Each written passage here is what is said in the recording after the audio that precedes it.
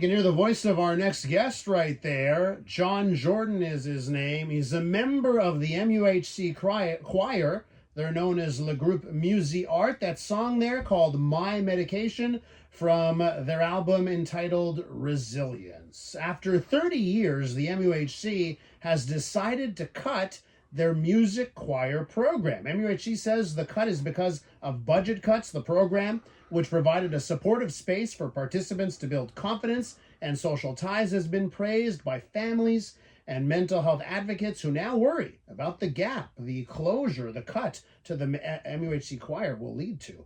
John Jordan in studio. John, thanks for coming into our studios here. Thanks for having me, Elias. It's a pleasure to be here today. When did you find out about the cut here that the MUHC was making? January 20th. I wasn't there. I was getting some vaccines for an upcoming trip. But the choir met on a regular Tuesday, and some functionaries from the MUHC came down and told us that we had to wrap things up by March 20th. Was it a genuine surprise? It was. Yeah, not so much for the choir directors, but they didn't really give us too much of a heads up that this kind of thing was imminent. So it was quite a shock to the choir, and there were lots of tears, and the choir got a chance to sort of argue their side of it and speak out. But, it wasn't the actual people who made the decision that came to talk to us. It was intermediaries. So who knows if our words found their way back to the bureaucrats. Why don't you tell our listeners about the work that the choir does? Just how often you are singing, performing, and what you think the impact of your work is. Well, we perform a handful, I'd say 4 or 5 concerts a year on average. We usually do 2 to 3 concerts at the Montreal General Hospital and 2 concerts at the Allen Memorial, and then the occasional public event as they crop up. We rehearse every week on Tuesdays. We rehearse the choir from about 10 to noon in the morning, and then the band gets together from about 2:30 to 4 in the afternoon. And so Tuesday is choir day for us. Now, they said budget cuts. Do you believe them with their reasoning? It's a tangled mess, because our budget is essentially the salaries of the music therapists that run the choir. We don't need a lot of equipment. A lot of our equipment is donated or we provide it ourselves. And the choir, you're all volunteers, right? We're all volunteers. We don't get paid. The choir members don't get paid. We just pay the salaries of the music therapists. And so one of our music therapists, Julie, the deal is when the department takes on a music therapist, for the first 3 years, they're paid by the Montreal General Hospital Foundation.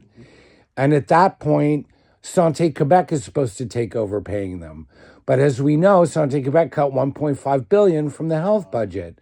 So the psychiatry department budget was cut, and they decided not to take over Julie's contract from the foundation. So not only is the choir losing her, but the whole her whole music therapy program at the Allen Memorial, including the Women's Music Circle, is going away. And they're cutting another music therapist whose contract also wasn't picked up by Santé Québec, who did more music therapy at the Allen. So it's bigger than just the choir, and it's bigger than just the music therapy program. A year and a half ago, the recovery transition program was cut from the psychiatry department. And they used to match up peers in the program, like people with more recovery time with people with less recovery time is like peer counseling. And they cut the addiction program. So, there's a lot of cuts happening. It's just one in a series of brutal cuts. The voice you're hearing there is John Jordan. He's a member of the MUHC choir, known as Groupe MusiArt. And we're talking about how the MUHC has cut that choir. Now, John, can the choir be saved? What's happening now to save it? I think so, but that's complicated too, because over the weekend, I went on the MGH Foundation website, and using the tools on their website, I set up a fundraiser, and by this morning, I had raised over $1,400 just on my own initiative. And then I got a call from the MGH Foundation saying, we needed to get the MGH Foundation to approve this fundraiser before it went live. And I'm like, well, I just used the tools on your site. You let me do it. It's on the website, yeah. So now the fundraiser's been paused. My links that I sent out all weekend to tons of people aren't working anymore. They just redirect to the general fundraising page.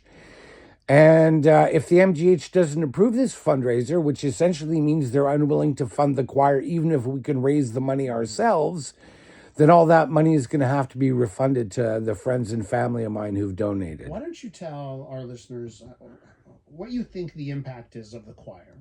How do you think it helps those who are facing a terrible diagnosis, family members? Tell me about what you believe your impact is. Well, music is one of the healthiest ways you can get dopamine and serotonin. So for people who are depressed, it's a great way to like get those happy chemicals. And for people who maybe have too much energy going towards the manic side, it provides a great outlet for that excess energy. Not to mention the community aspect of it. For a lot of the choir members, this choir is the only group social activity they have. You know, isolation is one of the biggest killers for people with mental health issues. Mm-hmm. And anything we can do to put people in a social setting and get them out of the house and keep them from isolating is really vital, and it keeps hospitalization down. John, I know there are going to be people listening to us, and they're like, okay, I want to support this. I want to support John. I love his message. I want to support the choir. So how can someone, either keep up to date in this fight to keep the choir alive and support you? What would you suggest to them? Well, I'm going to say, is it okay to give out my personal information on the radio? I mean, yeah, it's just, obviously it's hard for people to write that stuff down quickly, but I don't know if there's an easy way to find you on Facebook. Yeah, I'm John Jordan on Facebook. There's a picture of me holding a book. You can look up Alley Cat Gallery. You can look up NDG Ska. You can look up Osmosis Unlimited. You can call me or text me at 579-372-4689. You can write to the Montreal General Hospital. You can write to the Montreal General Hospital Foundation and implore them to raise the money for this choir, to dedicate some of the... Apparently, we've donated... The federal government has allocated $61 million more to psychiatry than they did last year. So tell them to find the money. And John, you're also in NDG. People can find you. You curate the cat alley. Yeah, I curate Alley Cat Gallery. I live on Sherbrooke West, right next to Esposito.